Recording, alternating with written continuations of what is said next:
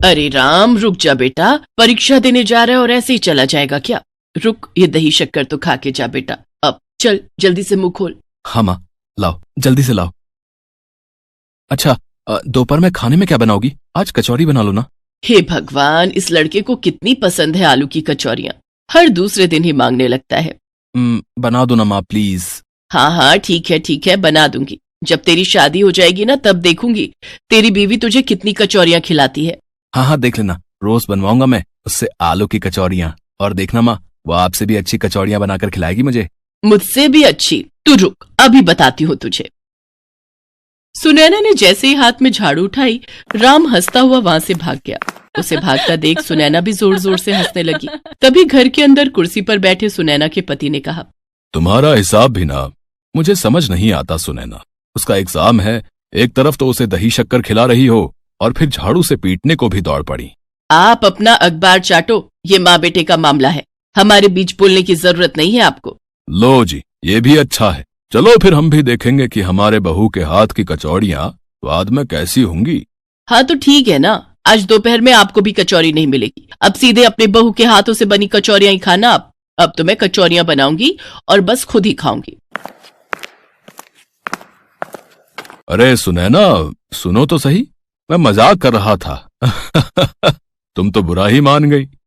तुम ही बताओ, तुमसे अच्छी कचौड़ियां बना सकता है भला कोई है? हाँ ठीक है, अब ज्यादा मक्खन लगाने की जरूरत नहीं, मिल जाएंगी कचौरियां। हटिए, मुझे अब रसोई की सफाई करनी है। साफ तो है रसोई, अब इसमें और क्या सफाई करोगी? रसोई घर का मंदिर होती है, अन्न मिलता है यहाँ से, इसीलिए रसोई में जरा सी भी गंदगी नहीं होनी चाहिए, समझे ना? ठीक है अन्नपूर्णा माता, करो अपनी सफाई, हमें तो बस कचौड़ी जरूर खिला देना, ठीक है ना? चंदन सिंह और सुनैना का एक ही बेटा था राम। तीनों ऐसी ही हंसी खुशी और बड़े प्यार से रहते थे। सुनैना को खाना बनाने और खिलाने का बहुत शौक था। खासकर वो जब भी आलू की कचौरियां बनाती थी तो खाने वाला तारीफ किए बिना रह नहीं पाता था। सुनैना को जितना खाना खिलाने और खाना बनाने का शौक था, उतना ही शौक उसे अपनी रसोई को साफ रखने का भी था। मजाल थी कि रसोई में एक धूल का कण भी नजर आ जाए। उधर कॉलेज में, hi Ram. Hi Sophia, how are you? I am good, so ready for exams. Ram जिस कॉलेज में पढ़ता था वहीं सोफिया भी पढ़ाई कर रही थी। सोफिया अमेरिका की रहने वाली थी। उसके पिता जेम्स 1 साल पहले ही दिल्ली आकर बस गए थे। यहाँ उनका एक बड़ा बिजनेस था। सोफिया अपने पिता के साथ ही रहती थी, इसीलिए उसकी पढ़ाई भी अब यहीं हो रही थी। राम जहाँ पढ़ाई में हमेशा अव्वल आता था तो सोफिया बस एक एवरेज स्टूडेंट थी, लेकिन फिर भी दोनों हमेशा एक दूसरे के साथ ही दिखते थे। दोनों में अच्छी दोस्ती हो गई थी और कॉलेज की पढ़ाई के साथ ये दोस्ती कब प्यार में बदल गई, दोनों को पता ही नहीं चला। कॉलेज खत्म होते ही राम को एक प्राइवेट कंपनी में अच्छी जॉब मिल गई और फिर। माँ पापा इधर आइए ना, आप दोनों से कुछ बात करनी है। हाँ बोलना बेटा। वो मेरे कॉलेज में एक लड़की है, वो बहुत ही प्यारी है, सुंदर है, मैं उससे शादी करना चाहता हूँ माँ। अरे वाह, ये तो बड़ी खुशी की बात है बेटा, तुम इतना हिचकिचा क्यों रहे हो? खुलकर बताओ। चलो जल्दी से उसके घर वालों के बारे में बताओ ताकि हम बात आगे बढ़ा सकें। नहीं वो क्या कर रहा है? अच्छा नाम तो बता लड़की का। माँ उसका नाम है सोफिया, सोफिया एंडरसन।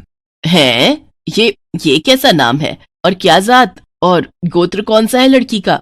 अरे जात पात छोड़ो, वो कह रहा है कि लड़की अंग्रेज है। हे भगवान, कितनी मुश्किलों से हजारों क्रांतिकारियों ने अपनी जान की कुर्बानी देकर हमें अंग्रेजों से आजादी दिलाई, और ये उन्हीं की बेटी को अपने घर लाना चाहता है ताकि वो हम सब पर राज कर सके। अरे नास पीटे नालायक कहीं के, भूल गया अंग्रेजों ने कितने जुल्म किए थे हम लोगों पर। ओफो माँ, ये सब क्या बोल रही हो? आप मेरी बात तो सुनो, अब एक बार आप उससे मिल तो लो। हाँ सुने ना, वो ठीक ही तो बोल रहा है, एक बार लड़की से मिल तो लो, फिर जो तय करेंगे फिर तय कर लेंगे कि आगे क्या करना है। आप चुप रहो जी, अंग्रेजों के हिमायती कहीं के। लो अभी कुछ हुआ है नहीं और हमें अंग्रेजों का हिमायती भी बता दिया। माँ पापा वो सोफिया बाहर ही खड़ी है, उसे अंदर ले आऊं क्या? अरे तू कुछ पागल है क्या? है इतनी धूप में बेचारी को बाहर खड़ा करके आ गया, जा जल्दी अंदर लेकर आ उसे। राम तुरंत सोफिया को बुलाने चला गया। नमस्ते आंटी जी। नमस्ते बेटा, हाउ यू? गुड आंटी जी, मुझे हिंदी बोलना आता है। शुक्र है भगवान का, वरना तुम्हारी माँ की अंग्रेजी तो अंग्रेजों को भी समझ में ना आए। चुप करो आप, राम अपने पापा को सोफिया के बारे में बताने लगा और उधर सुनैना सोफिया को अपना घर दिखाने लगी। और इसी दौरान जब सुनैना सोफिया को अपनी रसोई में लेकर गई तब, अरे रुको बेटा, अब अपने जूते बाहर उतार दो। ओके आंटी जी। क्या है ना बेटा जी, हमारे घर में रसोई में जूते पहनकर नहीं आते हैं। काफी देर तक राम, चंदन सिंह और सोफिया बातें करते रहे। तब तक खाने का वक्त हो गया और सुनैना सबके लिए आलू की कचौरियां बनाकर लाई। खाना खाने के बाद राम सोफिया को छोड़ने चला गया। फिर रास्ते में, सोफिया, कचौरियां कैसी लगी तुम्हें? Good good. सोफिया को कचौरियां बिल्कुल पसंद नहीं आई थी। उसने तो बस राम का मन रखने के लिए ऐसा कह दिया था। सच तो ये था कि उसे ऑयली खाना बिल्कुल पसंद नहीं था। हालांकि वो बर्गर, पिज्जा, नूडल्स वगैरह बड़ी ही चाव से खाती थी, क्योंकि वो हमेशा से ही ऐसा खाना खाती आई थी। राम की जिद के आगे सुनैना और चंदन सिंह ने उसकी शादी सोफिया से करा दी और सोफिया के डैड को तो इस शादी से कभी कोई प्रॉब्लम थी ही नहीं। तो इस तरह सोफिया अब राम के घर बहू बनकर आ गई। लेकिन दो अलग अलग संस्कृतियों का मिलन होना जरा मुश्किल था। सोफिया, कहाँ हो तुम? मैं यहाँ हूँ माता जी। बेटा, तुम ना मुझे मम्मी कह दिया करो। क्या है ना, माटा सुनने में आटा जैसा लगता है। और मैं भी तुम्हें आज से सोफिया नहीं सिया कहूंगी। तुम्हें पता है, माता सीता का एक नाम सिया भी था और तुम भी तो राम की पत्नी हो, तो इस हिसाब से भी ये नाम तुम्हारे लिए बिल्कुल ठीक है। ठीक है माता जी। ओ सॉरी मम्मी जी।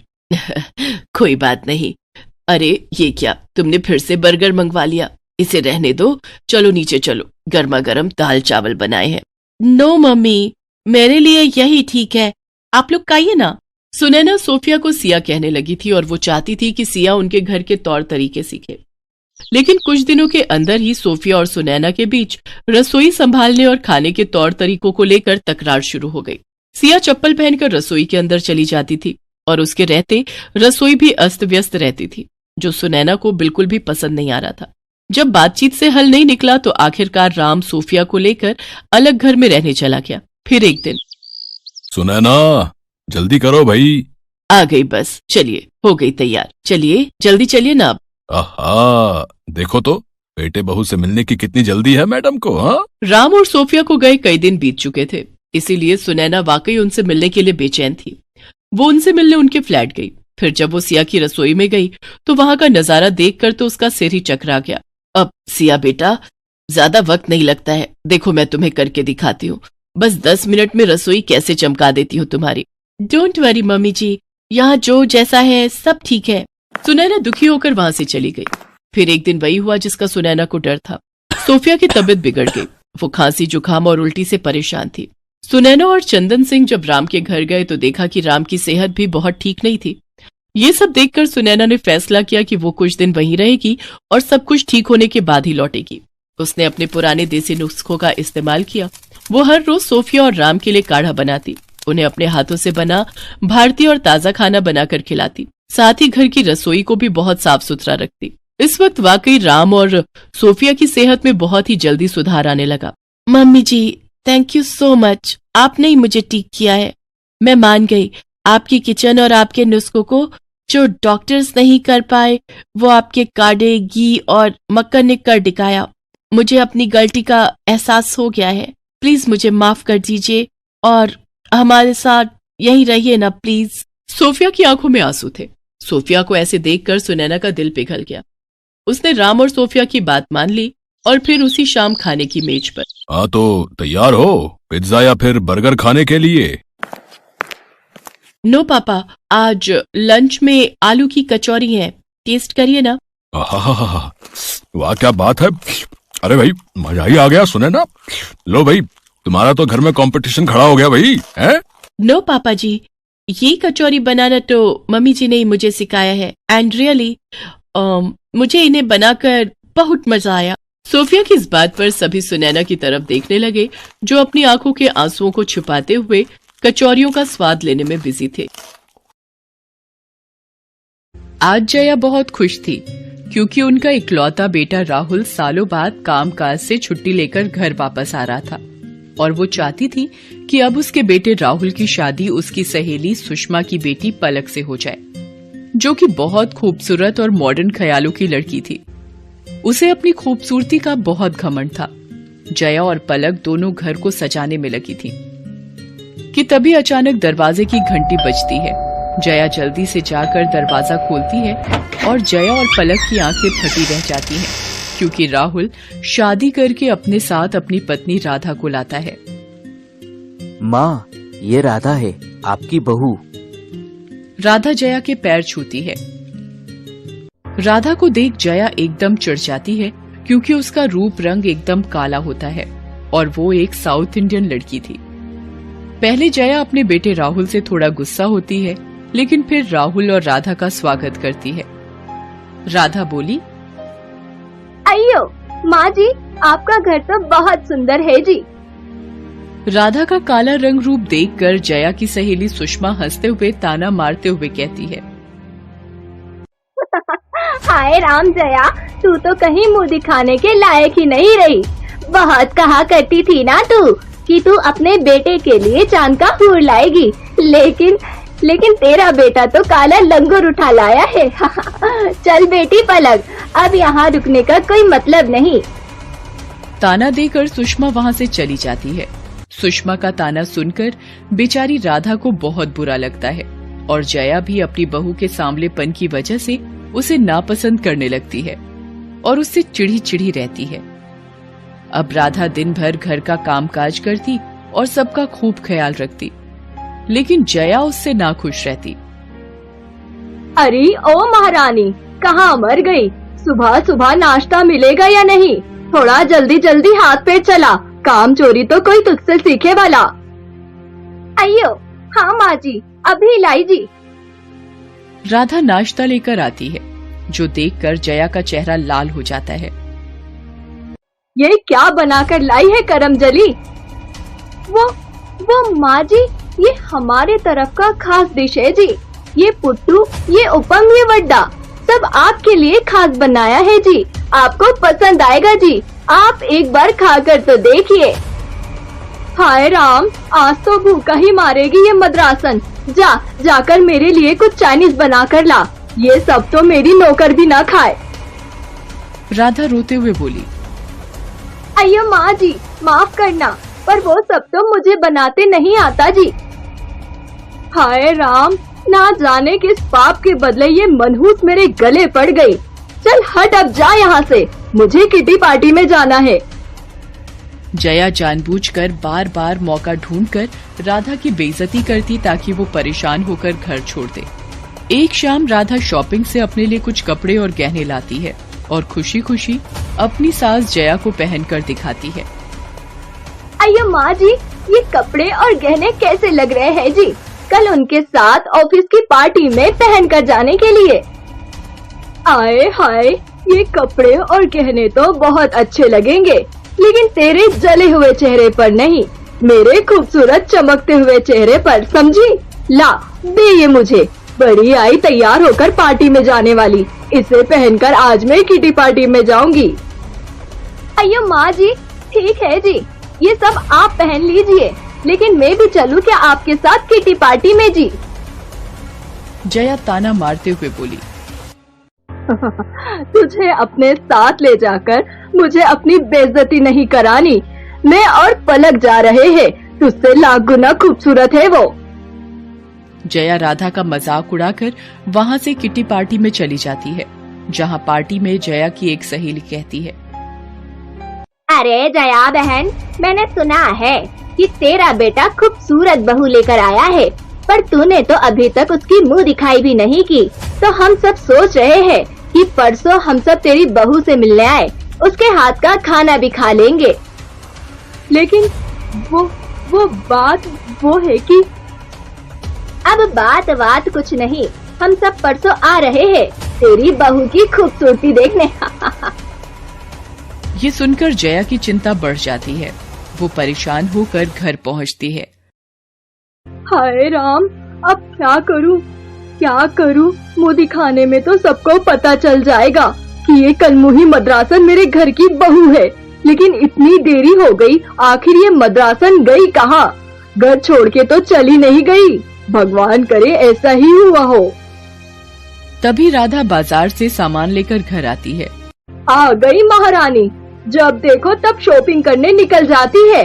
और यहाँ मेरे गले में जान अटकी पड़ी है। और ये क्या हालत बनाकर आई है? कपड़े गंदे और हाथ में खरोच, किसी से मारपीट करके आई है क्या कलमुही? अयो माँ जी, वो क्या हुआ ना जी, बाजार में एक चोर एक महिला और बुजुर्ग का सामान लेकर भाग रहे थे कि तभी। अच्छा ठीक है समझ गई, अब ज्यादा मुंह मत चला, मैं बहुत चिंता में हूँ इस वक्त। माँ जी, ये आपके लिए आपके घुटनों की दर्द की दवाई और ये आपका चश्मा ठीक करवा कर लाई हूँ। और माँ जी, एक आज बाबा मिले थे, उन्होंने ये मिट्टी दी है, बोला बहुत चमत्कारी है ये, इसे चेहरे पर लगाने से मैं गोरी हो जाऊंगी जी। हाँ, अब एक दिन में तो कोई चमत्कार ही तुझे गोरा कर सकता है। भगवान मेरी लाज बचाए। अब जा यहाँ से, परसों तेरी मुंह दिखाई है, जितना हो सके अच्छे से तैयार होकर जाना, समझी? अब राधा की मुंह दिखाई का दिन आ जाता है। जया की सब सहेली राधा की मुंह दिखाई के लिए इकट्ठा होती हैं। राधा खूब अच्छे खाने के पकवान बनाती है और घूंघट डालकर बैठी होती है। जब जया की सहेली गीता राधा का घूंघट उठाती है तो चमत्कार हो जाता है। राधा बहुत खूबसूरत लग रही होती है, बिल्कुल गोरी परियों की तरह सजी हुई। राधा की खूबसूरती देखकर सब हैरान रह जाते हैं। अरे जया बहन, ये तेरी बहू है, सचमुच ये तो बहुत ही खूबसूरत और होनहार है, लाखों में एक है, लाखों में। तू जानती है, कल ही की बात है, बाजार में एक दो चोर मेरे और बाबूजी का सामान लेकर भाग रहे थे, किसी ने हमारी मदद नहीं की। तब तेरी बहू ने बड़ी बहादुरी से उन चोरों से हमें बचाया और हमारा सामान हमें वापस मिल गया। तब हमें पता चला कि ये कोई मामूली लड़की नहीं बल्कि एक पुलिस अफसर रह चुकी है, लेकिन एक एक्सीडेंट के बाद इसे अपनी नौकरी छोड़नी पड़ी। तू तो बहुत ही भाग्यशाली है जो तुझे इतनी होनहार बहू मिली है, सच में।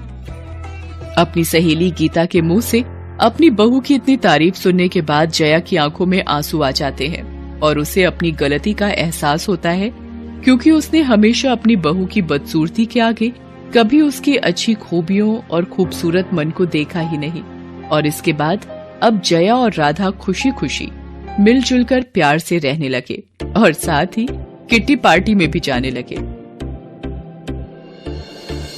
तो दोस्तों, देखा आपने, इसलिए कहते हैं कि इंसान की खूबसूरती उसके तन से नहीं बल्कि उसकी अच्छी खूबियों और मन से होती है।